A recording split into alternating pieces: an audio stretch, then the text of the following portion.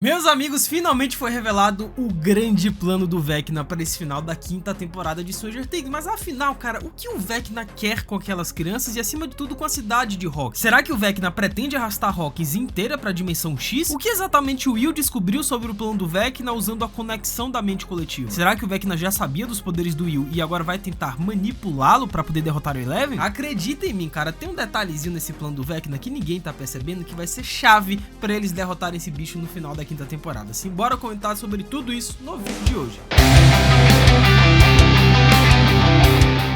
Hello my friends geek na voz, e apesar do retorno do Vecna não ter sido tão impactante assim cá entre nós, até porque essa cena dele arrastando o Will, chegando na base militar, a gente já tinha visto no trailer que saiu anteriormente, então não é uma grande surpresa, mas cara, o plano, o real objetivo do Vecna, a forma que ele está buscando para poder chegar neste plano, isso daí sim é um negócio impressionante e que chocou todo mundo. E diferente da quarta temporada, agora o grupo tá muito menos dividido, o que aumenta a tensão, né? Acelera a história e deixa tudo mais conectado e perigoso. Porém, é claro, a calmaria não durou muito, né? O grande antagonista, o Henry Creel, está oficialmente de volta e mais ameaçador do que nunca. E usando crianças sequestradas como baterias psíquicas para alimentar sua expansão em Hawkins, o Vecna planeja destruir a cidade, drenando a inocência das suas vítimas mais jovens. E aos poucos, o seu plano começa a ficar mais claro. Cara, basicamente o Vecna ele quer remodelar o mundo ao seu modo, e a forma como ele vai fazer isso é que é a coisa mais interessante de todas e que tem a ver com o Will, tem a ver com a Max, tem a ver com aquela caverna, por exemplo. Eu vou comentar aqui detalhadamente. Pois no primeiro volume, o Vecna revela que seu objetivo é literalmente remodelar o mundo, né? A temporada começa com um flashback da primeira, quando o Demogorgon captura o Will e o arrasta inconsciente pro mundo invertido. E lá, o Vecna injeta nele uma substância desconhecida, algo que fortalece drasticamente o vínculo psíquico entre os dois. E agora o Vecna, ele quer repetir esse mesmo processo com novas crianças, né? Começando pela irmã mais nova da Nancy e do Mike, que é a Holly Wheeler. E no final do primeiro episódio, o Demogorgon atravessa o teto do quarto dela e depois de atacar brutalmente os seus pais, ele arrasta a Holly pro mundo invertido, né? Só que ela reaparece caminhando tranquilamente em direção a uma casa bonita e ao lado dela tinha um amigo imaginário, né, que era o Sr. Fulano. Só que algo não está claro. Quando o Sr. Fulano revela o rosto, a verdade explode. O tal amigo é o próprio Vecna disfarçado, levando a Holly direto para a casa dos Creel. E mesmo estando no mundo invertido, a força das memórias do Vecna faz a casa parecer intacta, né? Ele diz que outro colega dela, o Derek, chegará em breve e que mais crianças de Hawkins virão logo em seguida. E o motivo pelo qual o Vecna ele está raptando essas crianças, mais especificamente 12 crianças, né, como o Will falou, que ele viu que tinha 12 espaços para 12 crianças, tem mais ou menos umas 3 camadas aí pra gente analisar nesse ponto. Primeiro, ele acredita que as crianças são fracas de corpo e mente, né, o que facilita manipulá-las. E segundo, que as chama de recipientes, capazes de carregar o que ele precisa. E terceiro, o Vecna usa a conexão psíquica criada pela substância injetada para aumentar ainda mais o seu próprio poder. E assim como fez com Will em 83, o Vecna está injetando algo no corpo das crianças para conectá-las diretamente à mente dele. Ele não hesita em matar adultos ou mandar Demogorgons massacrarem soldados, mas trata as crianças como extensões diretas do seu poder, cara. Só que obviamente esse plano do Vecna ele começou a falhar quando o Will ele passou a despertar os seus poderes psíquicos. E basicamente são os mesmos poderes do Vecna, né? De você conseguir levitar a pessoa, de você controlar o sangue da pessoa e fazer os ossos quebrarem, cara, é a mesma coisa. E o plano do Vecna finalmente fica claro quando o Will acessa a mente coletiva, né? Na noite em que ele sequestrou a Holly, o Vecna levou uma criança. E na noite seguinte ele pega mais 3. E na terceira noite, 8 desaparecem. E somando tudo, são 12 crianças, o mesmo número de lugares vazios que o Will viu na visão do covil do Vecna. E com a Holly capturada e as outras 8 amarradas pelos Demogorgons no final do quarto episódio, o Vecna finalmente completa o grupo necessário para o seu ritual. Mas volto a dizer, existe um grande empecilho no meio disso tudo que eu acho que foi um risco calculado por parte do Vecna, que é o que eu acabei de dizer, são os novos poderes do Will. Eu acho que o Vecna, o Henry Creel, ele sabia que isso poderia acontecer em algum momento. Eu acho que no fundo ele sabia que o Will poderia despertar os seus poderes e talvez tudo isso faça parte do plano do próprio Vecna. Talvez o Vecna planejou, ele já sabia que o Will teria poderes e ele vai utilizar esses poderes do Will para poder atacar o grupo. Vai tentar manipular e controlar o garoto novamente, como ele já fez diversas outras vezes, só que agora em prol dele. Vai utilizar os poderes do Will em benefício próprio. E o Vecna chama o Will de o primeiro, né? O garoto que mostrou o que poderia se alcançar. E pro vilão, o Will era fraco, era vulnerável e fácil de manipular. E essa visão nasce do próprio passado do Vecna, né? Porque quando ele ainda era uma criança, o Henry Creel, ele massacrou crianças crianças no laboratório durante sua fuga. E pra ele, crianças são fáceis de quebrar. E isso as torna úteis, né? Mas essa obsessão também é a ruína do Vecna, porque no laboratório, Henry subestimou Eleven e ela o derrotou tão completamente que lançou ele pro mundo invertido, né? Deformando ele até virar o monstro que conhecemos. E no final do quarto episódio, a história se repete, né? Quando o Will respira fundo, ele lembra de quem ele é, das pessoas que o formaram e encontra forças nos amigos e na família, né? Ele quebra a narrativa do Vecna. Em um surto de poder, o Will destrói vários Demogorgons de uma vez, comprovando que o vilão o avaliou errado desde o começo, né? Ou então será que foi um plano do Vecna? E só pra vocês terem uma ideia, né? O James Campbell Bower, né? Que inclusive é o ator do Vecna, ele esteve aqui no Brasil. Olha só, ele veio aqui pra São Paulo, lá no Ibirapuera, que infelizmente eu não consegui. Mas, cara, ele deu uma entrevista recente que esclarece tudo isso daqui que eu tô falando. Ele simplesmente chegou a dizer, o ator do Vecna falou que estava frustrado com esses novos poderes do Will. E ao final do primeiro volume fica evidente o porquê, né? O Will é uma das 12 crianças que o Vecna precisa conectar à mente coletiva para começar a trazer o mundo invertido pro mundo real. O Vecna tenta quebrá-lo psicologicamente, explicando que ele escolhe crianças por serem fracas de mente. Mas o Will surpreende, né? E em entrevista ao Screen Rant, ele falou o seguinte: para se conectar emocionalmente aos personagens, ele disse que ficou frustrado ao ver o Vecna ser interrompido pelo Will, mas ao mesmo tempo ficou animado com o futuro, né? Segundo ele, é muito empolgante agora termos praticamente 2 adversários em vez de um. E conforme a história avança, o Will se torna uma ameaça ainda maior. Então a rivalidade entre Eleven e Vecna já era gigantesca, né? Mas agora Will, Eleven e Vecna, meu amigo, ficou absurdo, né? E o próprio Vecna falou, né? Com o passar do tempo, o Will, ele vai se tornando uma ameaça pro Vecna ainda maior. Então será que o Will, ele vai desenvolver ainda mais os seus poderes? Ele vai conseguir chegar ao limite da extensão dos seus poderes? Algo parecido com Eleven, por exemplo? E, cara, desde que o Vecna foi revelado como cérebro por trás de tudo, né? A galera criou inúmeras teorias sobre o sequestro do Will. Alguns achavam que o próprio Vecna o raptou, outros acreditam que ele apenas mandou Demogorgons e o Devorador de Mentes. E muitos imaginavam que o Will seria possuído novamente e usado para atacar Eleven e seus amigos. Mas o volume 1 entregou uma bomba maior, cara. O Will realmente tem poderes telecinéticos, porque antes o máximo que ele conseguia era sentir a presença do Vecna, mas agora sabemos que isso nunca foi um retcon. O Dr. Brandon tentou criar crianças com habilidades usando o sangue do Henry Creel, incluindo a Eleven, né? Então o despertar do Will faz sentido. A temporada ainda revela outra peça crucial, né? Durante seus primeiros dias no mundo invertido, Vecna forçou uma substância orgânica no corpo do Will através de um tubo vivo. E a segunda temporada sugeria ovos de Demogorgons, mas agora fica claro que era algo muito maior, algo que fortaleceu o vínculo mental entre os dois. E isso também explica porque Will e Eleven reagem tanto ao Vecna enquanto a Kali não, né? Mesmo tendo a origem no mesmo experimento. Mas comenta embaixo o que vocês acham, as teorias e as expectativas, que eu vou estar lendo e respondendo todo mundo. Mas não para por aí não, cara, porque aqui a gente tem agora uma notícia um pouco triste, um pouco preocupante em relação ao futuro de Stranger Things, porque essa estreia da quinta temporada foi a pior avaliada da história de Stranger Things. Respira fundo porque o negócio aqui tá sério. Cara, mesmo com toda essa grandiosidade, a quinta temporada de Stranger Things marcou um recorde preocupante. Apesar do hype gigante, muitos assinantes têm demorado para terminar séries grandes. E Stranger Things agora faz parte dessa tendência alarmante, né? Mas ainda assim é o maior sucesso da plataforma, e com o confronto final entre Will e Vecna tomando forma, o caminho para a conclusão promete ser o capítulo mais explosivo de todos. E como a Netflix adota o modelo de maratonar tudo de uma vez, muita gente já assistiu o primeiro volume, e as reações iniciais do público, especialmente no IMDb, têm sido bem positivas. Porém, quando analisamos outro tipo de avaliação, percebemos que a quinta temporada tá seguindo uma tendência preocupante dentro da Netflix. Cara, basicamente a nota de Stranger Things no Rotten Tomatoes, que a gente sabe que é um avaliador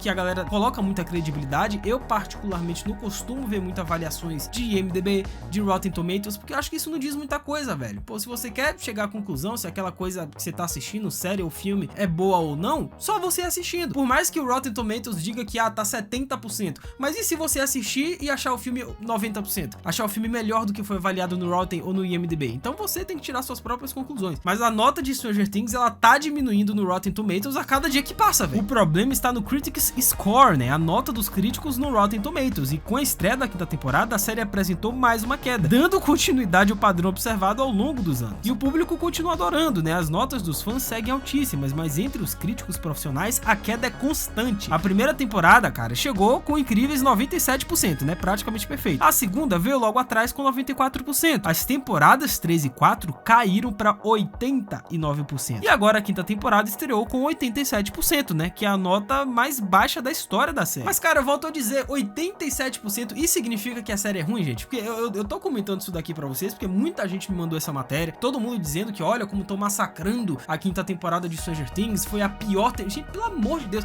87% de aprovação, isso tá ruim? Pô, como assim, velho? Cara, a tendência de queda é clara, né? Talvez indicando que Stranger Things realmente está terminando no momento ideal, mas isso não significa que a temporada foi um desastre, gente. Pelo amor de Deus, é uma temporada de extrema qualidade em todos os quesitos. Talvez pelo fato deles terem aumentado o escopo nessa última temporada, o que era completamente natural, né? Porque a cada temporada de Stranger Things vai crescendo em popularidade e vai se tornando em merchandise a maior série da Netflix. Então, se tivesse uma próxima temporada, uma sexta de Stranger Things, em escopo, ela seria maior do que essa quinta, que já é gigantesca. Mas isso também gera uma faca de dois gumes, porque o site elogia a escala cinematográfica, o tamanho da história e as apostas elevadas, mas ressalta que isso também deixou o enredo mais confuso do que normal. E mesmo depois dos esforços da quarta temporada para manter os personagens mais unidos, a quinta temporada separa novamente em pequenos grupos, e cada grupo descobre revelações enormes sobre a guerra contra o mundo invertido, né? Isso acaba deixando a narrativa mais espalhada, e o comicbook.com concordou, né, dizendo que o ritmo sofre e alguns personagens acabaram repetindo arcos dramáticos. E a revista State publicou uma das poucas críticas realmente negativas, afirmando que a série se enrola em personagens estagnados e uma mitologia bagunçada, sendo que outras avaliações negativas seguem uma linha parecida, né? A história cresce tanto que, segundo alguns críticos, os personagens acabam ficando em segundo plano, né? Diminuindo o impacto emocional da temporada, velho. Mas ainda é cedo pra saber se a quinta temporada vai evitar os erros de outras séries gigantes, né? Porque o primeiro volume inclui apenas 4 episódios, cara. A gente tem que ver o desfecho. Tudo isso que a gente tá analisando diz respeito à metade da série. E eu diria nem metade, né? Porque os últimos episódios, aí, o último, se eu não me engano, vai ter 2 horas e meia. Assim, é mais do que um filme. Então não tem como você tirar conclusões simplesmente baseado em 4 episódios, porque é um absurdo. Você tá analisando metade da obra, metade daquela história. Você tem que ver ela completa pra depois fazer análise geral. Por isso que eu não fiz ainda a minha análise da série como um todo, né? Desse primeiro volume, porque não tem como. Como é que eu vou avaliar o primeiro volume sendo que é metade da história? Eu tenho que ver tudo pra depois fazer uma análise geral, se funcionou, se não funcionou. Mas comentem embaixo as opiniões de vocês. Essa quinta temporada tá indo por um caminho muito bom ou nem tanto? Tá deixando a desejar? Comenta aí que eu vou ler e responder todo mundo. Essa até a próxima. Valeu, falou e fui!